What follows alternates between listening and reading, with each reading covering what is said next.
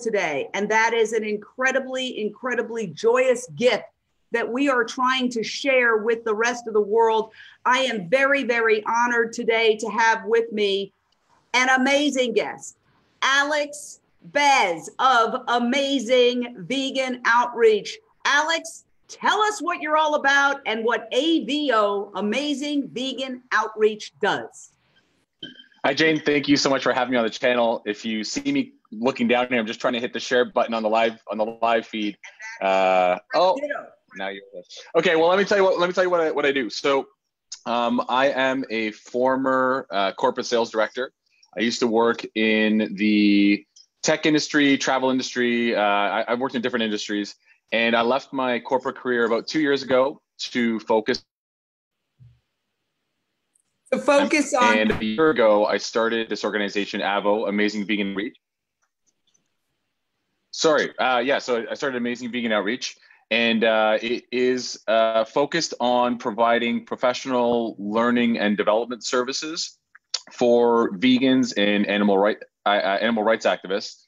And there's kind of three main things that we do. So there are in-person workshops. I just got back from a workshop in Atlanta this morning.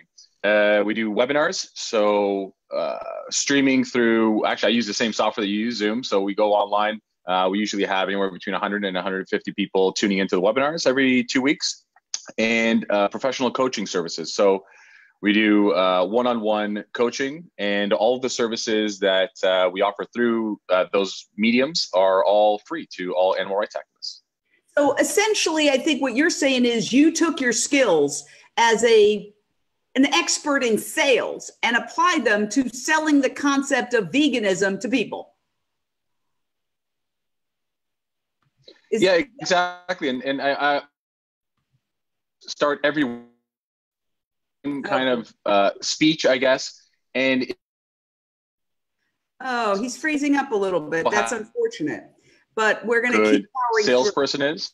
And can you still hear me?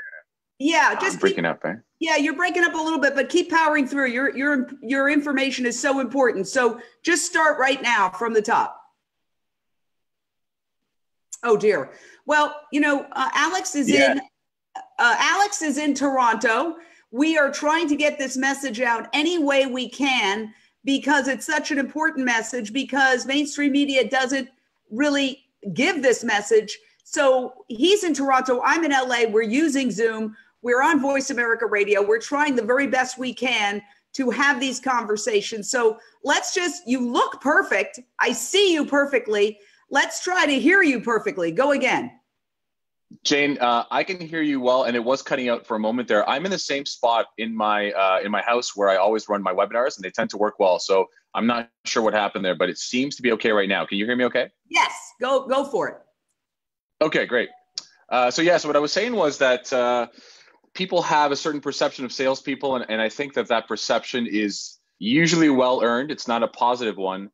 But the skills that I share with people are really, at the end of the day, they're communication skills, and they are coaching skills, and they are a way to communicate the message in a non-confrontational, collaborative sort of format where we are actually coaching people and helping facilitate thought for them so that they can come to their own conclusions that veganism makes sense for them, that it fits well with their values and with their maybe life goals and that sort of thing. So that's what we do. So how did you transition? Because one of the things we say, whatever your skill is, you can use that to help animals, to help save the planet. We're running out of time. I think everybody is starting to realize climate change is going to hit them. And, there's been a long study that was done by NASA to determine why certain people won't leave when a tornado's coming. And the conclusion they reached after doing massive research is they only leave, even meteorologists will only leave when they really feel the tornado is going to hit their house. And until they feel that, it doesn't matter what you say about the risk factor, they won't go. Even trained meteorologists. So what that led me to conclude is until people feel it's going to impact their life, they will not take the action. So how does that dovetail with what you do, Alex, in terms of coming up with strategies to convince people that Dropping the meat is probably the single most important thing we can do for the planet, for our own health, and obviously for the animals. Alex? Okay, I think Jane, you just cut. I just got a little choppy right there. So I hope you can you hear me okay right now? Yeah, go ahead. So yeah, what you say makes a lot of sense, and I think that when you communicate in a certain way that focuses that conversation on that individual and not necessarily on the message that we are trying to spread, and I'll be honest with you, the main focus of most of my messages tend to revolve around the ethics of the consumption of animals. And of course, you can tie in ethics with environmental issues. And of course, there's a health benefits of eating plant-based as well. At the end of the day, the person that should be deciding what topics we talk about or what area we go into is really that other person that I'm having that conversation with. So when we kind of remove our agenda and we maybe stop focusing so much on, transferring all the knowledge that we have in our head, trying to get that into their head, and we focus more on being curious and understanding that person and what's important to them, what types of values do they have? If health is a priority for them, what makes health such an important priority for you? And then once you start understanding what's important to that person, and we can talk more about how I do that specifically with ethics, because like I said, most of the conversations I have revolve around ethics. But once you start understanding them better, you can start asking them appropriate questions that will help facilitate thought and help to get them from where they are now to where, we might hope that they would be, but more importantly, where they want to be, and again, that can apply to any of the three kind of main, I guess you can call it the main pillars of veganism: the health, the environment, or the ethical aspect. So let me ask you this question, because people always say, don't shame people, discuss it politely, be positive. But then I say to myself, I was shamed into going vegan. I was raised in a mostly pescatarian household. In fact, we thought we were vegetarians, but we ate fish, we ate eggs, we ate cheese, we ate milk. And then as I grew older, became a journalist and started seeing the horrors of what happens to animals, I became a vegetarian. Then I was a lacto-ovo vegetarian. And I was just sort of trying to find that easier, softer way. And then I interviewed Howard Lyman 22 years ago, the mad cowboy who was a fourth generation cattle rancher who became very ill and made a pact with God. And he said, God, if you get me through this surgery alive, I will reveal the horrors of the meat industry that I've been involved in and my family has been involved in. He survived. He went on Oprah. He wrote a book called Mad Cowboy. He was famous during that time. And I interviewed him. And afterwards, he and his publicist came over to my desk where I was working at Paramount Studios at the local news station. And they said, we hear you're a vegetarian. And I said, yes. And they said, well, do you eat dairy? And I hung my head because he had just told me about the baby calves being ripped from the mothers and how they're all sexually violated. And I hung my head and they pointed their finger right at my nose and they said, liquid meat, when I admitted that I ate dairy. That was the moment I went vegan. I personally was shamed into going vegan. Now, had they been oh so very polite and said, you might want to consider, because of my denial mechanisms, because of the inertia, because of every human being's desire to not have to change, I might not have made the leap. So how do you reconcile, like, for example, my personal experience that I was shamed into going vegan with the notion that we shouldn't shame people, that we should just politely present the information?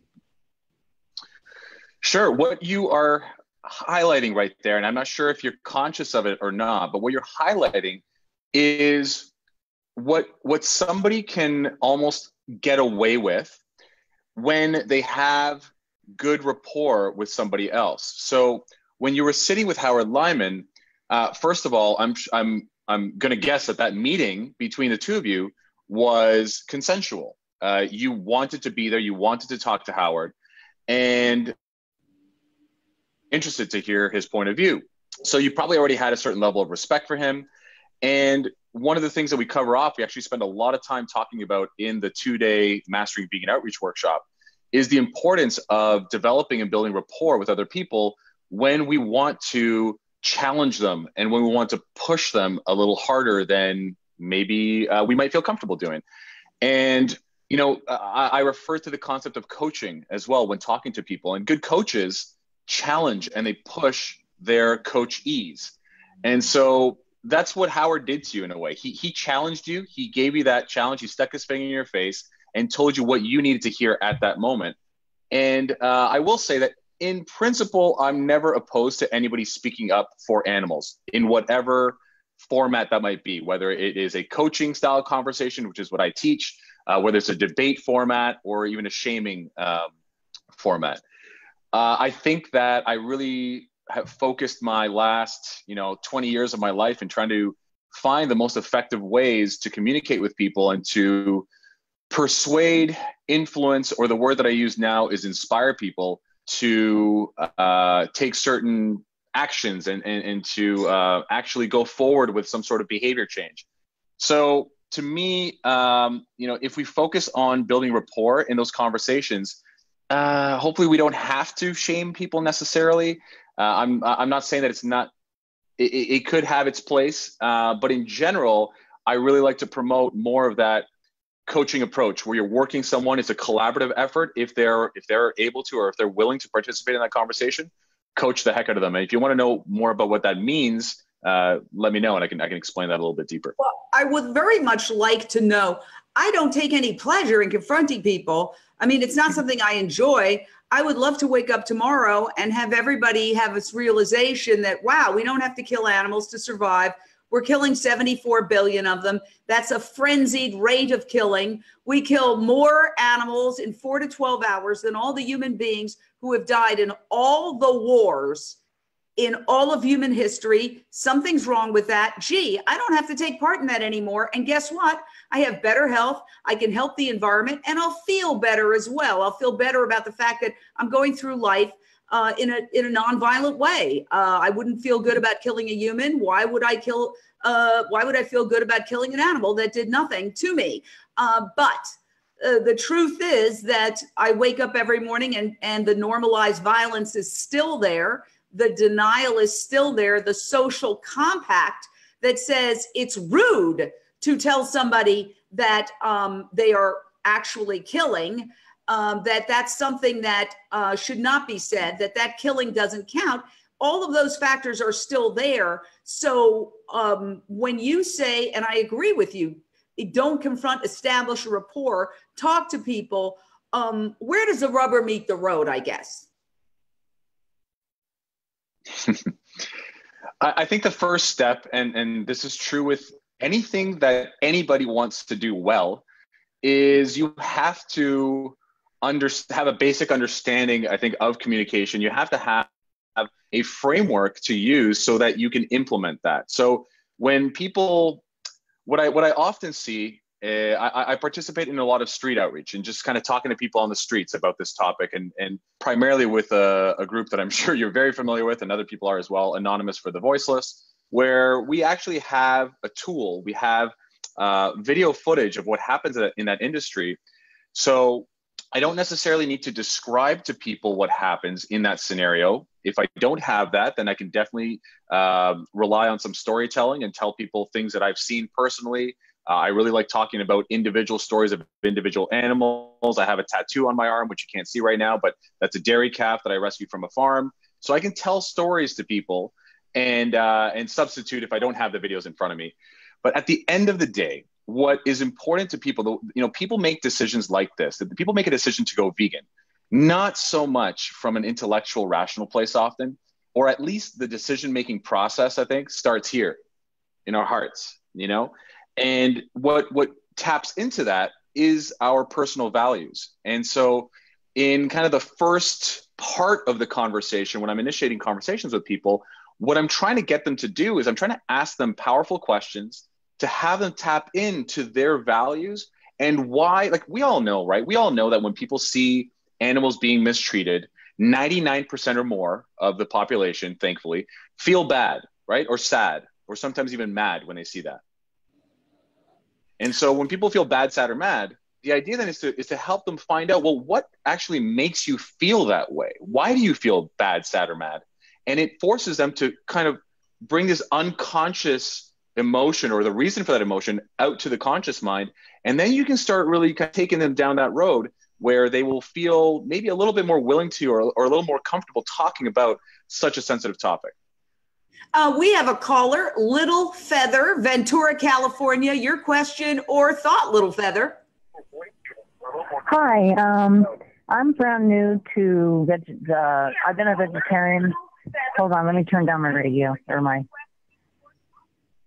I wanted to know how it would be easiest for me to transition from being a lacto-vegetarian into completely plant-based. I'm still doing cheese and eggs and butter, but I've kicked milk, thankfully.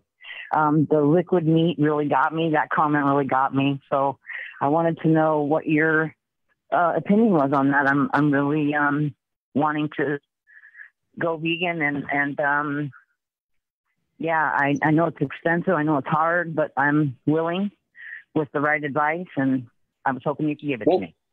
Can I just ask you, what was your name? Little Feather.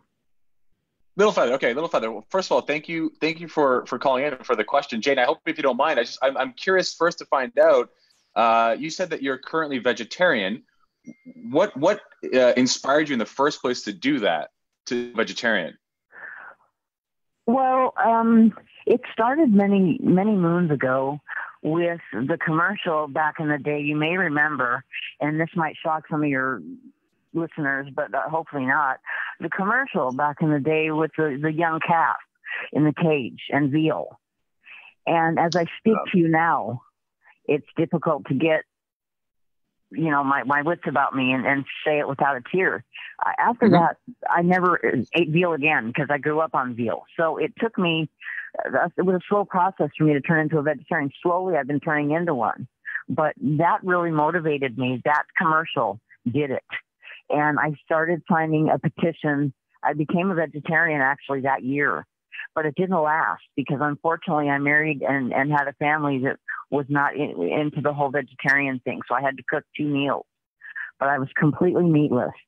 And now I'm just doing the eggs and the cheese and the butter. But what motivates me is my heart for the cruelty and my heart. I'm an empath. So I can feel their pain. I can see their pain. I don't like the suffering.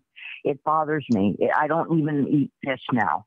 I can't do it. I'm so personally passionate about it now that it's just so easy for me. But I'm very concerned about budget and veganism because I know it's a very expensive way to go that I've heard. So it's hard, and I hear people say it's hard, and maybe they're saying it's hard because that's an excuse. I think I'll find a way, but I'm hoping you can help. Yeah. So you mentioned that cost might be prohibitive for you, and we can talk about that here in a second. And I'm curious if you have to think about what the most challenging thing for you would be when you think about cutting out the dairy and the eggs. What's the most challenging thing for you?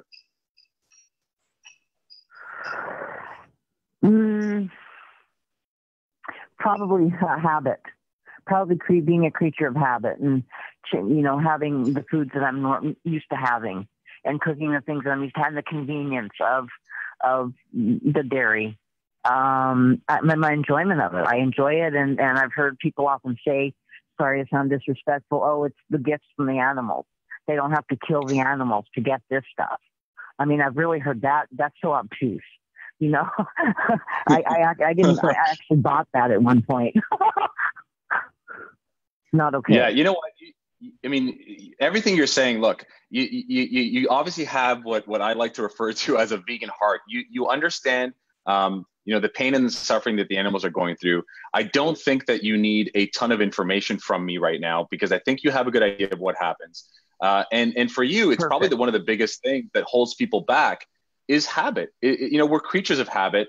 Change is difficult. It is. Let's be real about that. I know, like for me, when I started trying to work out, it was tough. It still is tough. I don't have a good habit when it comes to that.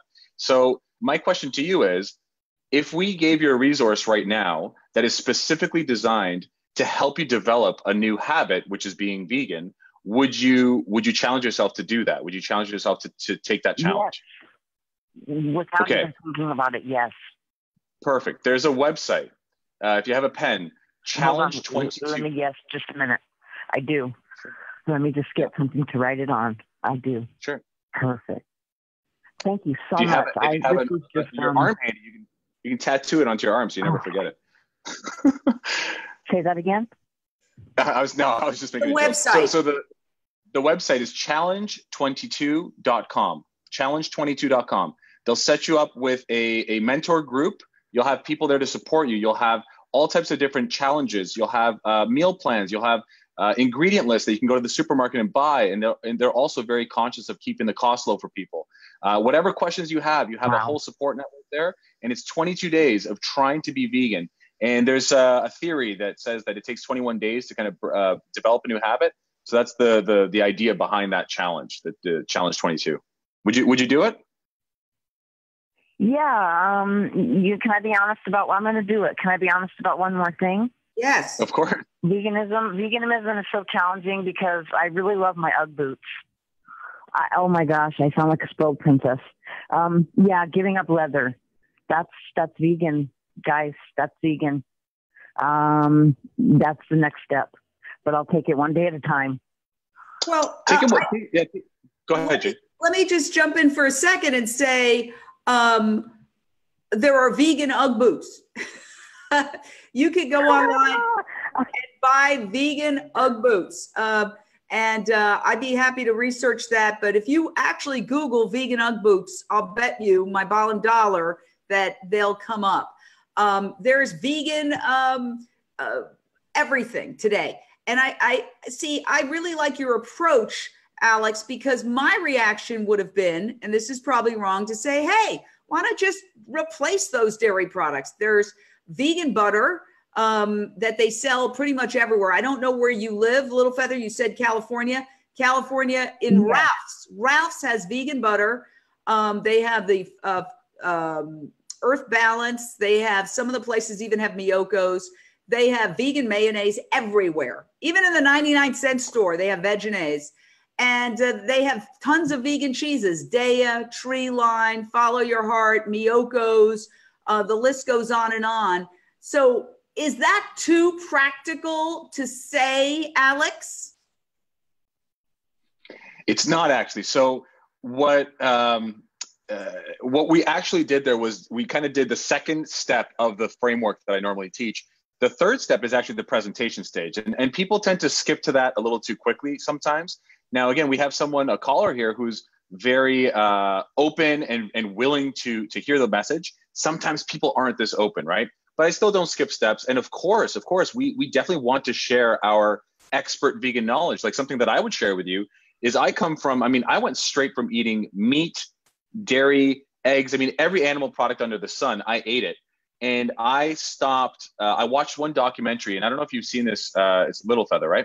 I don't know if you've seen this documentary called Earthlings. Have you heard of it? No, I've seen Meet Your Meat and Fast Food Nation. Okay, if you want to see something that really it was instant, it just made me go vegan on the spot. That documentary is very powerful. It's called Earthlings. There's another one, a much newer one, I'd say just as good. It's called Dominion. You can find both of those documentaries online for free. And you can just Google search them, like Earthlings documentary or Dominion documentary, and they'll come up. And for me, it was just what I realized was that I could enjoy all the foods. Like I'm a lasagna lover, I'm a burger lover, I'm a pizza lover.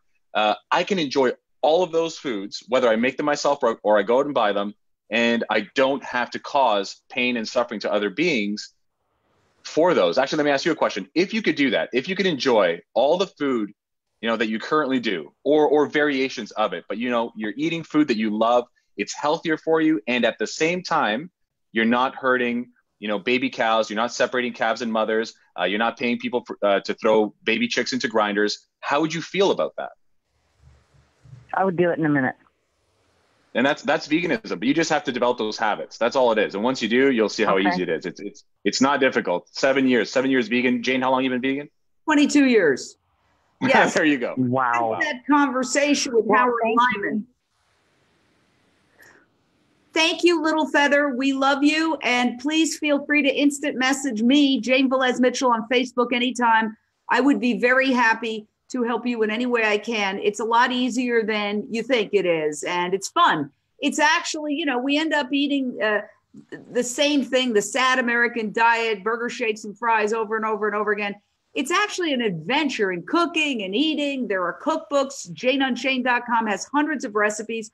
You know, we started when Facebook Live launched, we started doing vegan cooking shows because we were making lunch anyway. And we said, why not go live? And we have done a vegan cooking show every single day since that started, which is about 3 years ago, never repeating a recipe once. And we do it 7 days a week. As soon as I leave here, I'm going to a vegan restaurant, a new vegan restaurant in Venice, and we're going to profile a vegan dish. Tomorrow, we're going to have another vegan chef. The day after that, we have somebody else. We literally have never had to repeat a recipe. You know, you talk about people, one of the things that people say all the time, I love eggs. I could never give up eggs.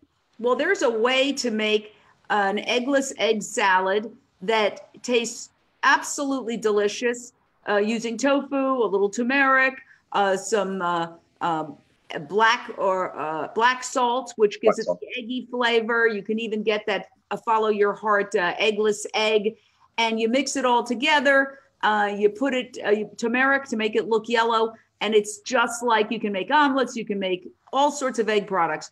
It's fun. And it's not more expensive. I challenge you. A tub of tofu is like so much less expensive than the similar weight in meat.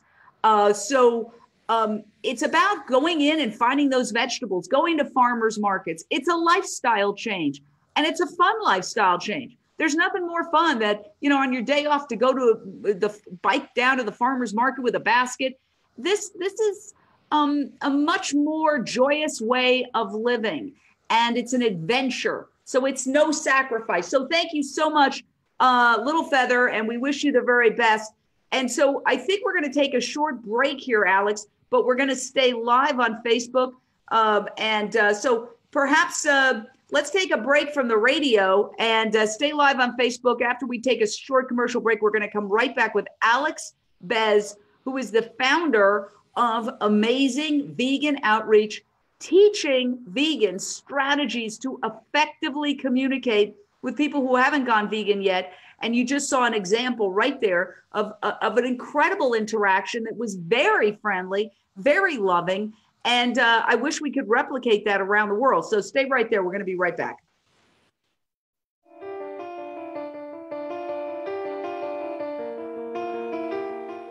So, Alex, we're still live on Facebook, and there are so many comments coming in. And as you mentioned, if you see me looking down, it's just because I'm trying to get all the comments coming in on Facebook. 74 comments so far, and everybody is like, Amazing Vegan Outreach is unbelievable. And people are also, Brandon says, come teach at my village. People want you to go to their places. And Brandon also says, I've never repeated the same dish. Natalie says, I make eggless French toast with the follow your heart egg. Shannon says, I haven't eaten an animal in over 22 years, and I've been vegan over 3 years. Best decision I ever made. So, you know, people are really, I think things are changing. As you know, Alex, The Economist, not exactly a radical publication, said 2019 is the year that veganism is going to go mainstream, thanks primarily to Gen Zers who are not watching TV and getting brainwashed by constant TV commercials equating animal products with everything from patriotism to sex appeal to family values to upward mobility to good parenting and all the things that it's actually got nothing to do with. When we come back from the break, I want to ask you about where we are as a movement. And we also have a caller. So I don't know if we're ready to come back from the break, but we will be listening for that. I am very, very excited about what's going to happen this year. So am I. So am I. You know what? I mean, it's incredible how when you say going mainstream. I saw a post on Facebook the other day. I don't watch wrestling. I haven't watched wrestling since I was like a kid. I used to watch when I was a kid. But I think one of the, like recent WWE champions is a vegan like animal rights activist, and he actually like preaches about it when he like wins championships, and he's kind of the villain, but he tells people how bad they are for consuming animal products and that sort of thing. But if that's not mainstream, like I mean, I don't know what is. It's getting there, and the more it becomes normalized, the more vegan restaurants there are, the more vegan cooking shows there are, whatever there is, it's just going to make it less weird and social pressure. The pressure or the idea of being different is tough for people. So all right, we're coming back.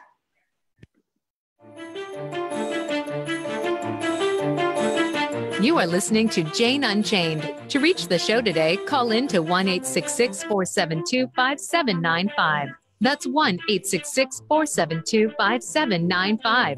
You may also send an email in to janeunchainednews@gmail.com. Now back to the show. And I am here with our mascot, Little Rico, our rescue from Puerto Rico, and Alex Bez, the founder and director of Amazing Vegan Outreach, AVO, developing really effective strategies to convince people to join us. And let's have a world of normalized nonviolence. We have a caller, Paige, from Westlake Village. What's your question, Paige? Yes. Hey, Alex, I'm working at your workshops here in Los Angeles, so that's one thing. I've been vegan for 3 years, and I'm also a public speaker, so I'm very interested in that. Came back from the amazing Central Coast Veg Fest, and with my very vegan-friendly husband. However, I will say, sadly, I left the house, came in. I shouldn't be admitting this. Oh, my gosh. Only that, anyway, he was then proceeding to make himself some chicken. So I'm in a quandary scenario. I don't want to guilt him into this. However, I'm also at a loss. And I know I bring this up probably every single Monday, don't I, Jane? But meanwhile, Alex, what do you suggest to someone who has been exposed, who has been, club shared and whatnot? I heard you say something about a lot of compassion. I'm really working on that. Okay, yeah, I think Paige is saying that her husband is not vegan and that she took him to a veg fest, exposed him to everything, and he still made chicken. Your thoughts? Yeah, so I'll just touch quickly on the whole family aspect, and it comes up all the time in workshops. People's biggest frustration in getting people or inspiring people to go vegan are their family members, and they're usually the most difficult ones to have conversations with and to make progress with. You can go out on the street, I can talk to 10 people and have 10 people want to go and try veganism, and then you go home and it's like the one person you care about really going vegan, they don't. And so I think the first thing to recognize is what strains that relationship, the communication between the two of you. Maybe your communication's okay, but let me give you a really quick story. There was these two sisters. One sister was vegan. She was vegan for a few years. Every once in a while, she would send out an email to their family kind of email group, and she would share like a documentary, or she'd share a recipe, stuff to do with veganism. And when she did, her family would always accuse her of being pushy and, trying to push her opinions on other people. But anytime other members shared anything not related to veganism, it was totally fine, right? Typical. So a few years in, her sister decides to go vegan, right? Now she's going to announce this. She's going to tell this to her other sister who's already vegan. And she pulls her aside, says, "Hey, I want to tell you something. I made a decision and I'm going to go vegan, but it's not because of you." And it's like, come on, and that just shows the extra challenge, the extra resistance that exists when family members are involved, because egos are more easily triggered, I think. And so that being said, at the end of the day, all that I can do, I don't think you can guilt someone, or you can't really shame your partner into going vegan. But if you can help them tap into how they feel, if he's been exposed to all of this stuff, there has to be something in here, I would hope, that doesn't sit well with him, right? So the question that I asked Little Feather, the last caller, And the same question that I would ask your husband is, okay, when you think about this, first of all, yeah, it's important to me, but forget about me. For you personally, right? How do you feel about how animals are being treated? How do you feel about the whole veganism topic? And then what is your biggest challenge? When you think about it, obviously, I'm sure you've thought about this. What is the thing that holds you back the most from replacing the chicken wings with cauliflower wings? What's the thing that holds you back? And when they start, if they feel comfortable doing that, that's where you can coach. That's where you start asking them questions to come up with solutions themselves. There's a really, I love a quote that I love that says, people believe what they say, not what they hear. And I see that my internet connection is a little unstable, so I'll say it again in case you missed it. People believe what they say, not what they hear. So when we can ask powerful questions to get people to say what we would otherwise want to tell them, it's more likely to sink in, and they're more likely to actually act on it. So that's the high level kind of advice that I would give you. And I agree with everything you just said. Brilliant, because it was explained to me. And I think every person who's vegan has this experience where they're frustrated. People that they really love, who they care about, are just completely shut down to the message. And somebody said something to me that gave me a little solace, was that it's sort of what you're saying, is that when somebody gets advice from somebody they know, it feels shaming. They take it personally. It's a personal attack. So if somebody comes up to me who I don't know and makes the same comment, it's going to sit better with me because I don't feel personally judged. So let's just use any example we want. If it's weight, I struggle with, trying to take off the pounds here and there. If a stranger came up to me and said, wow, you put on some pounds, I wouldn't take offense. But if somebody I really care about says that, oh boy, that's a personal attack. Yeah. So I think what I've decided to do after trying to get some people I really care about in my life to go vegan is I'm letting that go. Surrender, just like the 12-step program. God, grant me the serenity to accept the things I cannot change, the courage to change the things I can, and the wisdom to know the difference. And I'm trying to develop the wisdom to just let that go, because I'd rather take that energy and convince 100 people that I don't know to go vegan than to become frustrated and resentful going back to the same 6 or 7 individuals that I'm hell-bent on making go vegan. Does that make any sense to you, Alex? Yeah. There's an expression. I love that quote that you just said. And there's an expression from sales. As a former sales director and sales manager, we always talk about going after the low-hanging fruit. And sometimes you see people get too caught up in going after this one sale that they just can't get, and they want to figure it out, and they're smashing their heads against their keyboard, and it's like you have 10 other people right here waiting to buy something, right? It's the same idea with this. You do your best, obviously, do your best. Have the courage to actually change the things you can. Have the courage to recognize when you don't have maybe the right skills that you need, and go and read books or figure stuff out. And then when you do your best, when you can't change it, let it go. Don't let it stress you out. Again, salespeople have to have that attitude. Otherwise they go crazy. I just had an idea. And one of the great things about these conversations that we have every day that are extended every Monday is that we really get to I don't want to use the word flesh out. We really get to dive deep into issues that normally we would just do more cursory, more superficial. But there's something called codependency. And, I'm a recovering alcoholic with 23 years of sobriety. Interesting that I went vegan after I got sober, because I used to say I was an animal lover, and basically lie to myself.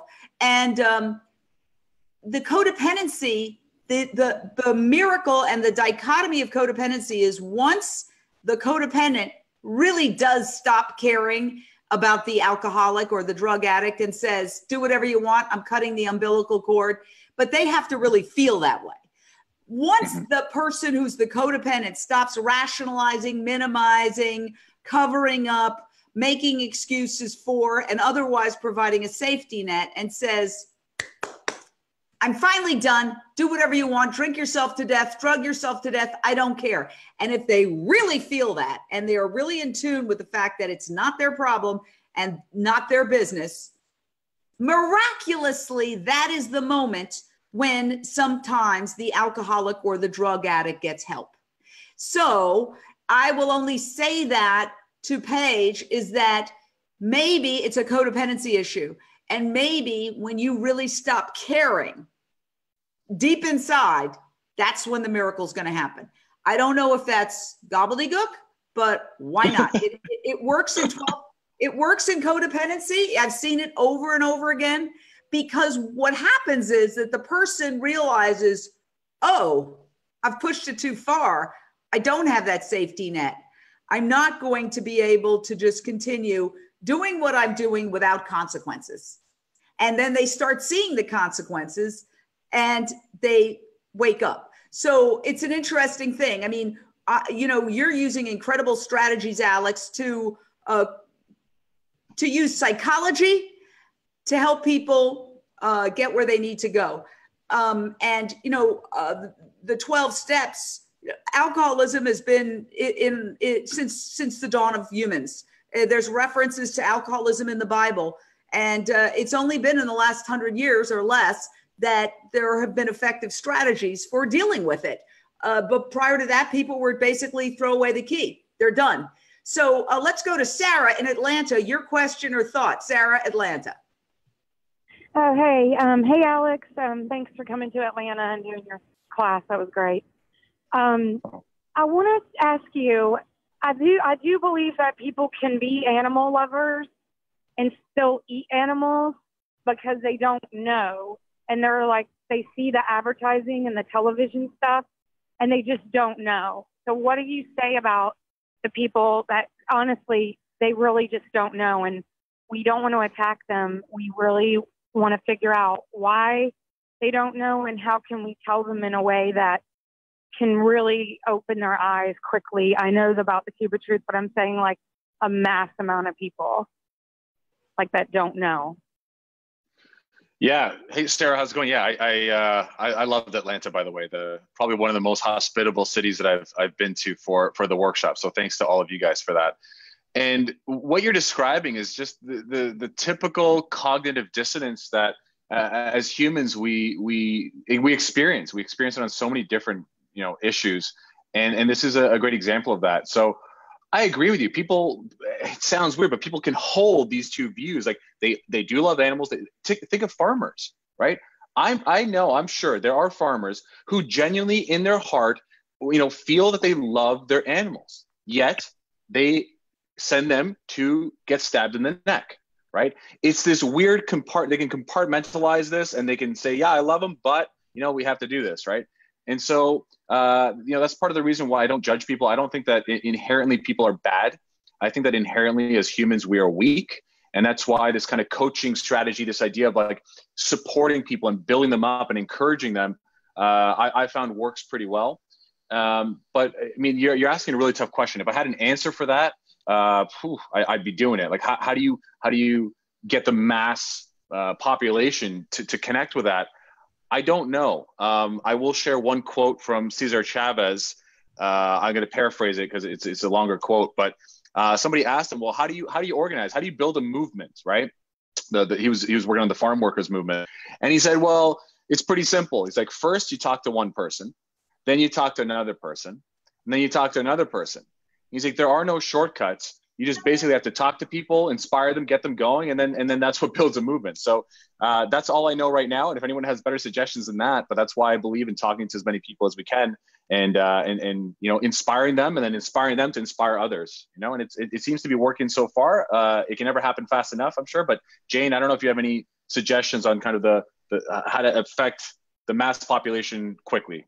Well, actually, I've been working with Dr. Salesh Rao, who was one of the creators of the internet, and he is trying to use the same methodology that they use to create rapid social change with the internet. I think we all remember our first computer where we were like, oh my God, how do you sign on? You need to know some code.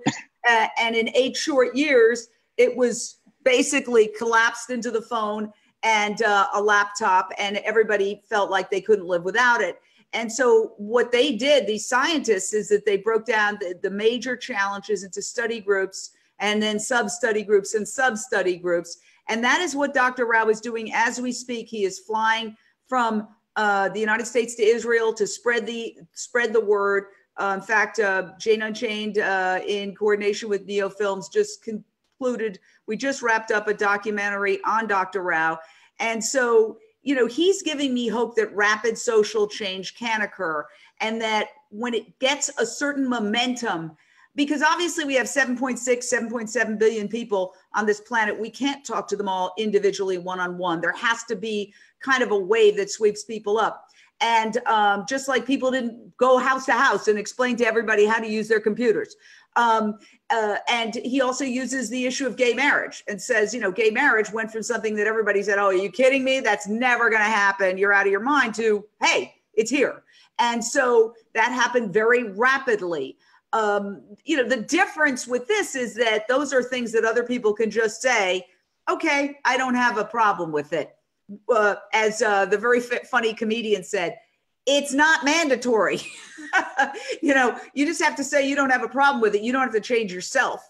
And the challenge with this particular issue is that we're asking people to change their behavior. But I do believe, if you look at Malcolm Gladwell's book, The Tipping Point, when we get to a certain percentage of the population, it flips.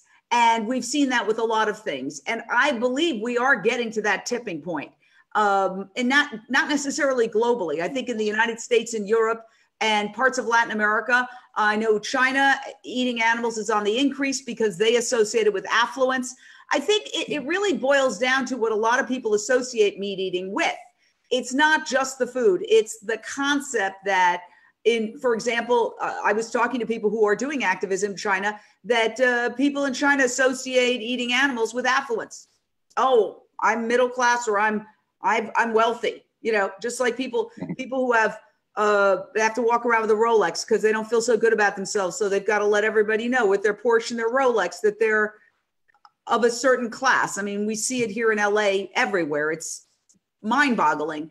I always call it a contrarian indicator of low self-esteem, personally. If you have to have all those totems around you to say that you're whatever, I mean, that's really the fur issue. The fur issue, nobody needs fur. Fur is dead, but some people feel the need to wear it because they're socially insecure. So I feel like what's so interesting is to try to understand these social issues that are connected to meat eating and flip that equation. When people, because now it's starting to happen, Alex, people are starting to really associate affluence. I don't particularly care about that issue, but if somebody really wants to be considered affluent, now it's more associated with eating plants than it is eating animals in the United States. Do you have thoughts on that? Yeah, well, I do have a theory. I don't often share it because I don't want to dissuade people. But I'll tell you what my theory is, and I genuinely believe that we will see. I'm 38, and I believe that within my lifetime we will see massive changes. We will see a nearly plant-based world, and the main reason for that, it's not what a lot of people like to hear. I don't think that it's going to be led by a mass awakening, a mass consciousness. I think that will follow. But what I think will happen, what I think is happening now, is the most powerful forces on the planet right now are coming together. And that's capitalism, that's money, that's economics. And they're making it more and more expensive to produce animal products. And they're making it less and less expensive to produce plant-based products. And that's the only reason why Tyson Foods in the U.S., the only reason why they've made, the CEO made a statement that basically that they're going to be investing in and going towards plant-based products and start kind of, they see a shift happening from animal-based meat to plant-based meat. It's not because of their ethics. I'll tell you that right now, it's because of the dollar signs. So as companies like Tyson and big, huge multinational corporations start promoting and advertising plant-based foods, well, what do you think is going to happen? People are going to start, it's going to start normalizing it. People will start buying it, and it'll make it easier to become, morally conscious and aware of what's going on. So I kind of see that happening. And before that happens, or as it happens, I should say, I think that we can really help speed that along by encouraging people to, at the bare minimum, go vegan and start removing their financial support of those industries, and at best become active and be another, be part of that change, inspire other people to start removing their dollars and investing them into, what I think is the most powerful vote that we have, the financial vote into the plant-based products. So that's the way I kind of see it happening. I couldn't agree with you more. In fact, I was thrilled to see, watching the Oscars last night, that the Carl's Jr. commercial for their vegan Beyond Meat burger ran not once, but a couple of times. And it's a very clever commercial. And, we applaud any company that moves in the right direction. So we went, as soon as we heard that Carl's Jr. had a Beyond Meat burger, we went to the local Carl's Jr. here and went live. And it was actually delicious. You can get it 100% vegan. Just say no cheese, no mayo. You put the tomato sauce or the ketchup and the mustard and the lettuce and the onion and the tomato, and it was delicious. And so those are the kinds of big changes that are hitting. IKEA has just introduced a veggie dog along with their Swedish vegan meatballs. Costco took out their Polish sausage and replaced it with the Al Pastor salad and an acai bowl. And, so we do see these changes. Let me ask you, we only have a few minutes. Where do you see it going, and where are you going next with Avo? I want to talk about Avo as we wrap up. Sure. Yeah. So, I think that one of the best contributions that I can give to this movement, at least right now, is sharing these skills that I've picked up over my 2 decades of sales. And what I've noticed is that people that learn these new skills, that manage to practice and implement them, I receive messages all the time from people saying, oh my God, at the last Cube of Truth that I went to, I went, 9 for 9, 9 people I talked to, and 9 people said that they would go and actually take action towards going vegan. So yes, it helps the, people around us go vegan faster. And I think one of the big side benefits to me is that people feel more, they feel less stressed out. They feel more positive. They have faith in humanity. Whereas it's easy to lose faith in humanity if we're talking to people and maybe we're not using the right conversational structure and people are resisting us. And then we walk away being like, oh, people suck. And I used to feel that way, by the way. I used to feel that way when I first went vegan for a few years. I hated people. I'm a very different person now. People are like, how are you so positive? And it's because I started implementing a lot of the skills that I used to know. So I know that we're wrapping up here. And if you don't mind, what I'd love to do is encourage people, anybody who wants to check out the type of stuff that I do, to go and visit the website. So amazingveganoutreach.com. I have a video library there in the menu, and you can view webinars. There's about 8 webinars that are up now on different topics of the conversational framework that I use. There are also outreach examples, so conversations of me talking to people on the street. You can see what this approach does and how people react to it. It's not a perfect approach, by the way. There's no magical tool, but it's a format, that I depend on heavily to inspire people. So. And like you said, Jane, if anybody wants to reach out to me, you can do so through the website as well, amazingveganoutreach.com. It's literally what I'm here for, is to support vegans and animal rights activists and even non-vegans. If you want to just chat and you're going to have someone who's non-threatening, who's non-judgmental. If you want to talk to me, I'm more than happy to talk to you. So please reach out through that website. There's a contact me option there. Well, all I want to say is I want whatever you're having. Smoothies every day, which you already do probably. I love your attitude, and you're inspiring me to get that attitude. And you're right. You're absolutely right. The animals cannot afford us being aggro. That's the bottom line. We need to use every skill, every charm that we have to try to wake people up to this. And I really am going to visit your site, and I visited it, but I'm going to watch all those webinars. I really think what you're doing is incredible. It's amazingveganoutreach.com. That's it. Amazingveganoutreach.com. And everybody who is pre-vegan, check it out. Everybody who's vegan, if you want to get those skills, I would say that's the place to go, because really, we're really about persuading people. That's what it's all about. We're making an argument, you know, and I'll just wrap up by saying I covered crime for many years, which I don't cover anymore. I had a realization that that was part of the problem. But I've seen some great attorneys who have gone in with a case that seemed 100% against them, and they've gotten an acquittal because they had a good strategy. And it's the same thing with us. It may seem like we've got a big mountain to climb, but if we use those good strategies, we can make it happen. Thank you, Alex Bez. You are an inspiration. I am so thrilled that you took the time to talk to us today, and I hope that we work together real soon. Thanks, Jane. Thanks for having me on. Appreciate it. Bye. Okay. Bye. Take care. Bye. I'm going to end the live.